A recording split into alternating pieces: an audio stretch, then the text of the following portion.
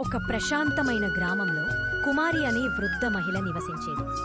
ఆమె ఎంతో దయగలవారు కాని ఒంటరితనంతో జీవించేది. ప్రతిరోజూ ఆమె తన ఇంటి ముంగిట కూర్చుని గాలిలోకే కథలు చెప్పేది, కాని వినేవారు లేరు. ఒక వానల రాత్రి ఆమె చెంత చిన్నగా వినిపించిన రోదన శబ్దం. తలుపు దగ్గర ఒక చిన్న జింక పిల్ల వణుకుతూ పడుకుని ఉంది. కుమారి దాన్ని హత్తుకొని దానికి చిట్టి అని పేరు పెట్టింది. రోజులు వారాలు అయ్యాయి. చిట్టి ఆమెను ప్రతి చోట అనుసరించేది. ఉదయం తులసి దగ్గర నుంచి రాత్రి మంటపట్టి వరకు ఊరివారు ఆమె జింకతో మాట్లాడుతుంటే నవ్వుతూ చూసేవారు. కాని కుమారి దానిని తన బిడ్డలనుకోనిది. సంవత్సరాలు గడిచిపోయాయి. కుమారి నడక మందగించింది. ఒక శీతల ఉదయం ఆమె లేచి కూర్చోలేకపోయారు.